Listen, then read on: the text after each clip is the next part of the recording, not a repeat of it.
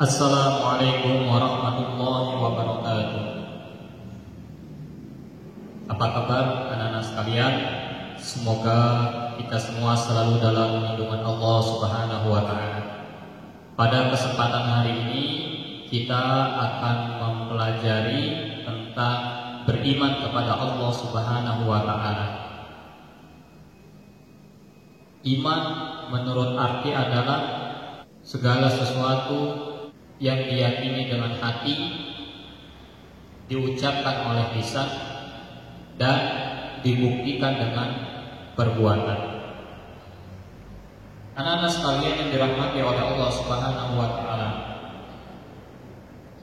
pada kesempatan kali ini Ustaz akan menjelaskan tentang bagaimana cara kita meyakini adanya Allah Subhanahu wa Ta'ala, dan kita juga akan belajar tentang beberapa Asmaul Husna, yaitu tentang Allah Al-Adl, Allah Maha Adil, Allah Al-Basir, Allah Maha Melihat, dan Allah Al-Azim, Allah yang Maha Agung.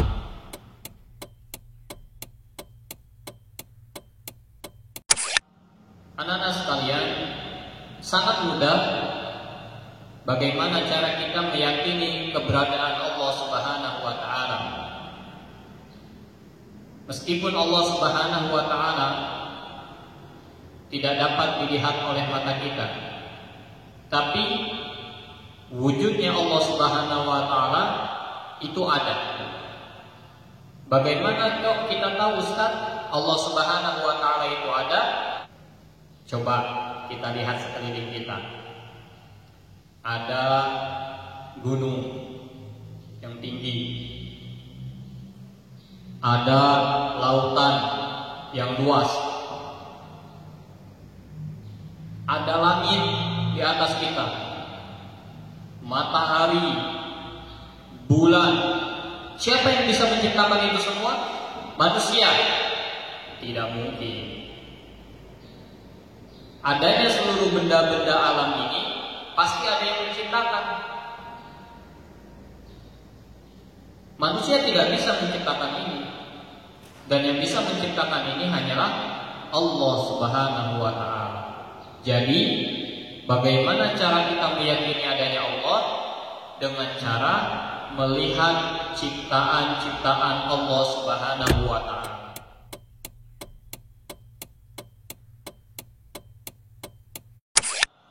yaitu Al-Basir. Artinya adalah Allah Maha Melihat. Tapi ingat, jangan dibayangkan bahwasanya melihatnya Allah sama dengan melihatnya makhluk. Tidak. Cara melihatnya Allah berbeda dengan melihatnya makhluk. Bagaimana caranya, Ustaz? Wallahu a'lam. Hanya Allah yang tahu.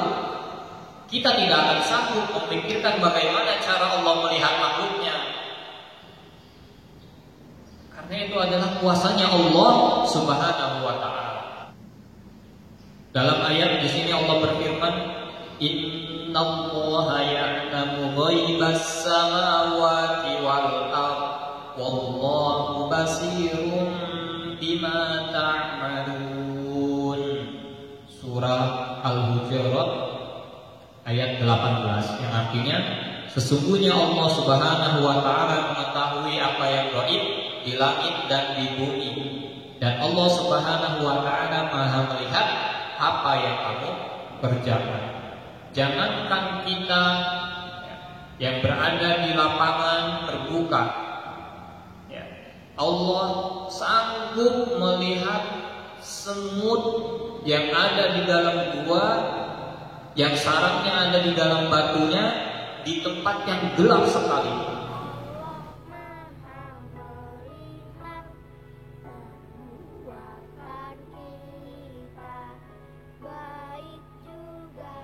Maka kita sebagai manusia harus yakin bahwasanya memang Allah benar-benar melihat seluruh tingkah laku kita dalam kehidupan. Ada satu kisah di zaman kekhalifahan Umar bin Khattab. bagaimana seorang gadis meyakini Allah Maha melihat. Ketika itu Khalifah Umar bin Khattab, beliau berkeliling di malam hari melewati sebuah rumah gadis dan seorang ibu yang sudah tua renta. Anak ini pulang membawa susu perahan. Kemudian dikatakan kepada orang tuanya, "Wahai ibu, hasil perahan susu kita hari ini sedikit." Sedangkan Khalifah saat itu sedang berkeliling dan mendengar percakapan antara gadis dan ibunya ini. Apa kata ibunya? "Wahai anakku, kita sekarang ini dalam kondisi miskin. Hasil perahan susu sedikit. Maka kita campurkan saja susu ini dengan air agar hasilnya lebih banyak. Maka kita akan mendapatkan keuntungan yang berlipat-lipat." Apa kata sang anak? "Wahai ibu, tidakkah kau ingat peraturan dari Khalifah bahwasanya kita tidak boleh mencampurkan susu dengan air? Khalifah akan menghukum kita dengan hukuman yang berat," kata si gadis. Apa kata ibunya? "Khalifah tidak melihat kita."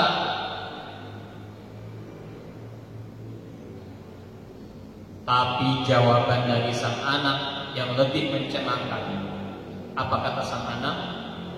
"Wahai ibu, seandainya Khalifah tidak melihat kita, maka yang menciptakan Khalifah pasti melihat kita."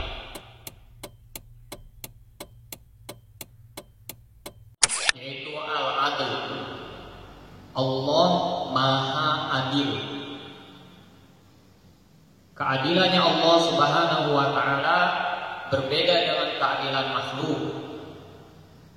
Ada satu kondisi terkadang kita lihat, kok orang itu berbuat kejam, padahal sesungguhnya di sisi Allah itulah keadilan. Ada kadang kita melihat, kok orang itu baik sekali, padahal di sisi Allah belum tentu. Jadi segala macam perbuatan yang kita lakukan itu pasti akan dibalas oleh Allah Subhanahu wa ta'ala, baik itu di dunia maupun di akhirat. Kebaikan sekecil apapun itu akan dibalas oleh Allah Subhanahu wa ta'ala. Keburukan sekecil apapun itu akan dibalas oleh Allah Subhanahu wa ta'ala.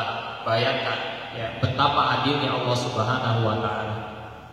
Faman ya'mal mithqala dzarratin khairan yarah wa man ya'mal mithqala dzarratin syarran yarah. Barang siapa yang berbuat kebaikan sebesar zarrah, maka akan mendapatkan balasan. Dan barang siapa yang berbuat keburukan sebesar zarrah, maka pasti akan mendapatkan balasan. Sebagai contoh, ada suatu kisah di zaman Nabi Musa alaihissalam. Nabi Musa mempertanyakan keadilan Allah Subhanahu wa ta'ala di dunia. Maka Allah Subhanahu wa ta'ala memerintahkan Nabi Musa untuk pergi ke sebuah mata air. Di sana Nabi Musa memantau kejadian-kejadian yang ada di mata air itu dari baring batu. Tidak lama Nabi Musa memantau, datang seorang penunggang kuda, berhenti di mata air itu, mengambil air wudhu, kemudian sholat dan meletakkan kantong uang miliknya. Setelah selesai melaksanakan ibadah, maka penunggang kuda itu pergi dia melupakan kantung uang miliknya sehingga tertinggal. Yang kedua, datang seorang anak kecil, maka anak kecil ini mampir di mata air itu, kemudian minum. Dia melihat ada sekantung uang, tapi tidak ada orang. Diambil sama anak kecil itu, dibawa pergi. Yang ketiga, datang seorang tua yang buta. Dia mengambil air wudhu di mata air itu, kemudian minum, kemudian melaksanakan sholat.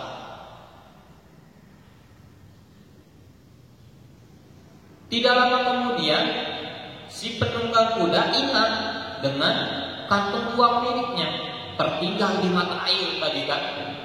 Balik dia. Ketika kembali, dilihatnya kakek buta tadi. Ditanyakanlah kepada kakek buta tadi, apakah dia melihat kantung uang miliknya? Si kakek buta menjawab, bagaimana saya bisa melihat, sedangkan saya sendiri adalah orang yang buta. Penunggang kuda ini tidak percaya, kesal dia. Akhirnya apa? Dikeluarkan pedangnya, ditebas leher si kakek tua itu sehingga meninggal dunia. Dicari di sekitar kakek tua itu ternyata tidak ada. Akhirnya ditinggalkan pergi oleh penunggang kuda. Coba, kalau dalam sisi pandangan manusia, maka seolah-olah yang salah adalah anak kecil ini. Gara-gara anak kecil ini, ya kan, si kakek tua tadi menjadi terbunuh. Kemudian si penunggang kuda menjadi dosa. Tapi dalam pandangan Allah, yang paling benar adalah si anak kecil ini. Kenapa? Ketika itu Nabi Musa bertanya kepada Allah, wahai Allah, tolong jelaskan kepada saya maksud daripada kejadian ini. Maka Allah Subhanahu wa ta'ala menjelaskan kepada Nabi Musa melalui malaikat Jibril. Wahai Musa, ketahuilah bahwasanya anak kecil yang mengambil kantung uang tadi, yang menemukan kantung uang tadi, ayahnya dulu adalah pekerja dari penunggang kuda, dan sekarang ayahnya sudah meninggal. Dulu ketika ayahnya bekerja kepada penunggang kuda tadi, tidak pernah dibayar sedikit pun. Kemudian si kakek tua tadi adalah orang yang telah membunuh ayah anak tadi yang mengambil kantung uang. Coba bayangkan, ayahnya anak ini tidak pernah menerima gaji sedikit pun dari si penunggang kuda. Allah ganti gaji itu melalui uang yang diambil oleh anak ini yang ditemukan di pinggir mata air tadi. Dan atas izin Allah, apabila ditotal, dijumlahkan seluruh gaji ayahnya anak ini ketika dia bekerja dengan penunggang kuda tadi, sejumlah itulah uang yang ada di kantong tadi. Dan karena tadi si kakek buta ini adalah yang membunuh ayah anak ini, si kakek buta ini akhirnya dikisos juga, dibunuh juga oleh penunggang kuda. Karena disangka kakek ini yang telah mengambil uang. Coba bayangkan, kakek ini membunuh ayahnya anak ini, dikisos melalui caranya Allah, rekayasanya Allah. Penunggang kuda karena tidak pernah membayar gaji ayahnya si anak ini, maka dikisos juga, diberikan hukuman juga, yaitu dia lupa membawa kantong uangnya. Dan ayahnya anak ini yang seharusnya menerima gaji, dia tidak pernah menerima gaji sedikit pun. Tapi dengan cara Allah, haknya ayah ini diberikan kepada ahli waris, yaitu Allah Al-Azim, Allah Maha Agung. Ananda sekalian, keagungan Allah Subhanahu wa taala, kemuliaan Allah Subhanahu wa taala berbeda dengan kemuliaan makhluk. Allah Subhanahu wa taala yang menciptakan seluruh langit, bumi beserta isinya. Allah Subhanahu wa taala mulia karena zatnya. Seandainya seluruh makhluk yang ada di dunia ini beriman kepada Allah, menyembah Allah Subhanahu wa taala, maka tidak akan menambah kemuliaan Allah Subhanahu wa taala.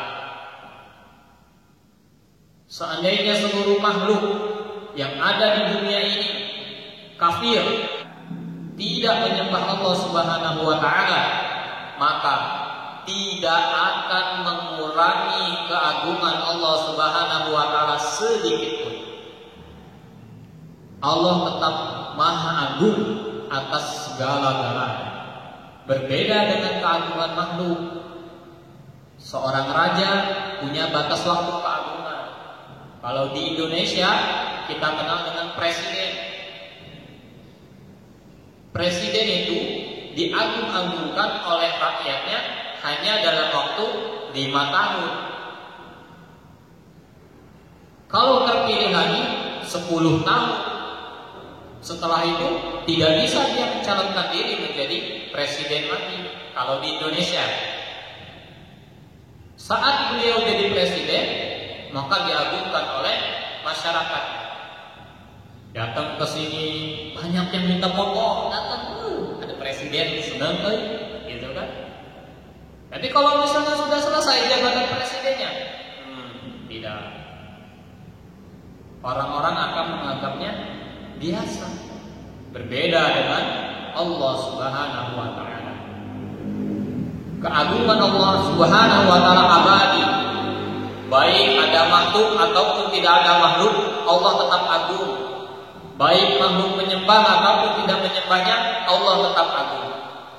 Baiklah anak sekalian, itu materi kita tentang iman kepada Allah dan penjelasan beberapa Asmaul Husna, yaitu Al-Basir, Allah Maha Melihat, Al-Adl, Allah Maha Adil, dan Al-Azim, Allah Maha Agung.